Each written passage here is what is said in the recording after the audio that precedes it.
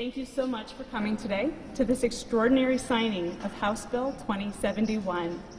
I'm State Representative Megan Lynn from District 49 in Olathe. This bill closes a loophole in Kansas law and is in response to the actions of a child predator found to have taken hundreds of pictures and videos of an Olathe 10-year-old little girl. He was in a place of authority, a trusted adult with whom she should have found safety. In this case, and with current law, he could only be charged with reckless stalking, which carries a maximum 1-year sentence. We are here today because of this case, a clear error in how these crimes have been charged.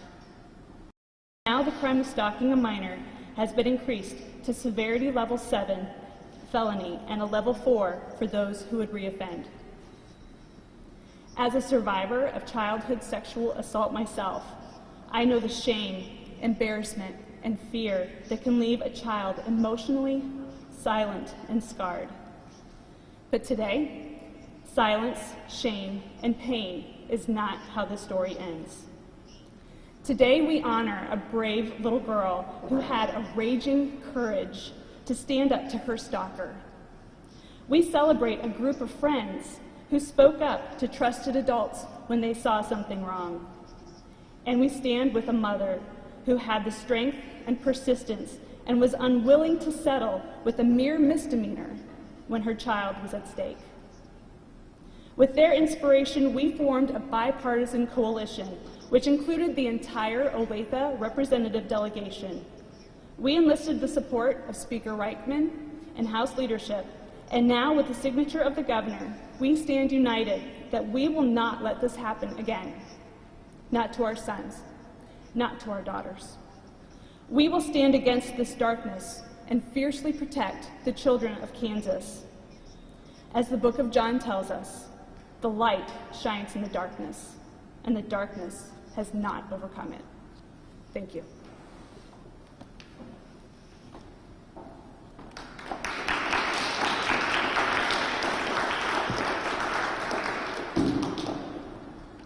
A little taller. Good morning, friends. I'm State Representative Brandon Woodard, and I'm a proud co-sponsor of this bipartisan bill. Today is a great day for Kansas. Today we celebrate the signing of House Bill 2071, which is a symbol of what is possible when we listen to the people of Kansas, set aside our differences, and get to work identifying solutions.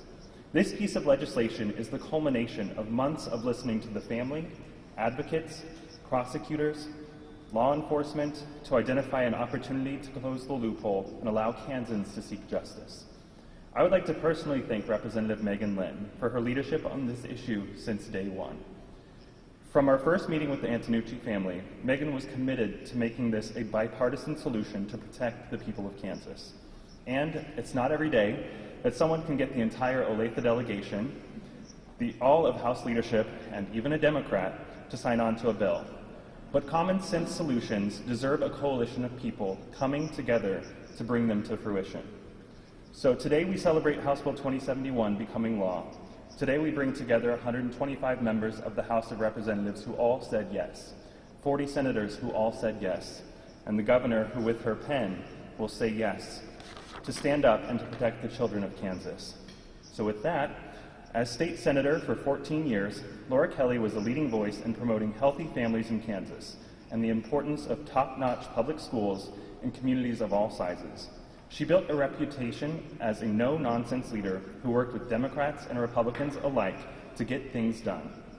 Kelly has made it her life's work to fight for our children and families in her community on the job as a 4-term state senator and now as our governor. Please help me welcome Governor Laura Kelly.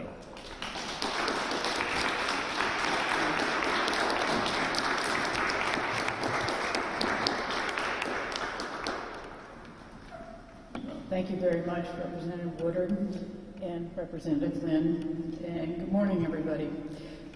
We are here to mark a significant step forward in our efforts to protect young Kansans. As we all know, the effects of stalking are long-lasting and far-reaching, causing trauma and pain for victims and their families, particularly when the victim is a child. As leaders and community members, we all have a responsibility to ensure our children and their parents feel safe at school and at work and at home. That's why today, in an effort to protect Kansas children and ensure no other families have to deal with the emotional fallout, I'm pleased to sign the legislation that increases the criminal penalties for stalking a minor. During my 14 years in the Kansas Senate, I experienced firsthand the immense amount of work behind every bill. I want to thank all of those who played a role in getting this legislation across the finish line. I especially want to recognize the Anatucci family, who's here with us today, for sharing your story. Your story, your determination, and your persistence is the driving force behind this legislation. And on behalf of all the children and all the families in Kansas, I want to thank you so much for doing what you did. You have truly made a huge difference. I also want to thank the bipartisan coalition of legislators who were instrumental in making this bill possible. Obviously, Representative Megan Quinn, fantastic leadership on this, accompanied by Brandon Woodard. Thank you for your hard work and your commitment to Kansas kids. And with that, I'll sign the ceremonial copy of House Bill 2071, increasing the penalties for stalking a minor in Kansas.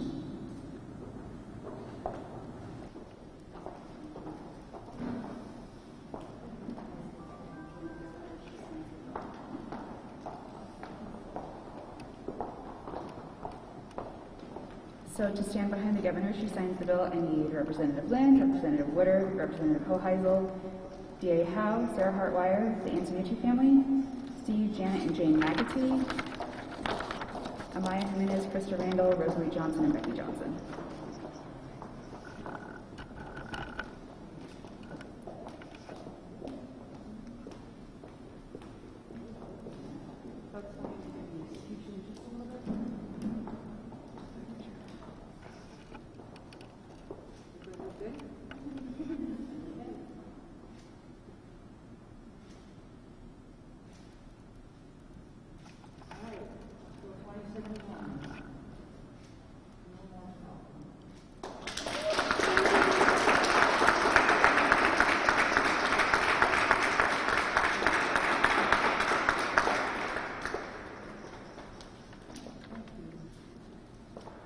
The governor is going to pass out some pens, and then we're going to take a couple more pictures.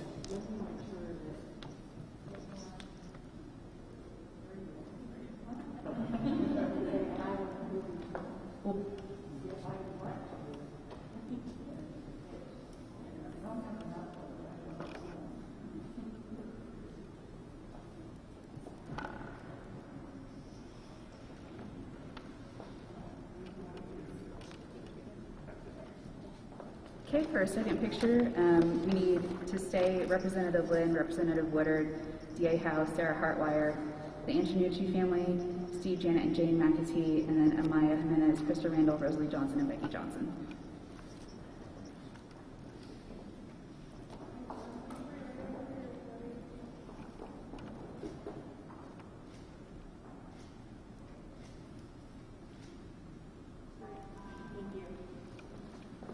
Okay, picture 3, we need the Antonucci family to stay, along with Steve, Janet, Jane McAtee, Amaya Jimenez, Krista Randall, Rosalie Johnson, and Becky Johnson.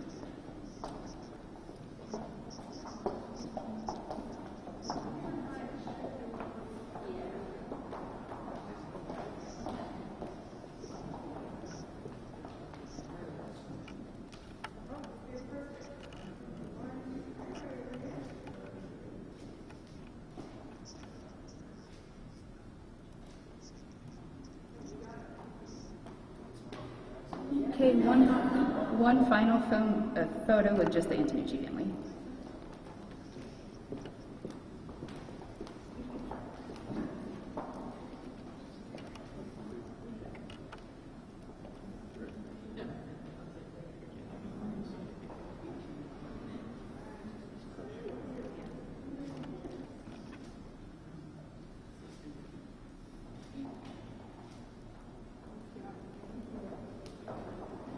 Thank you, folks.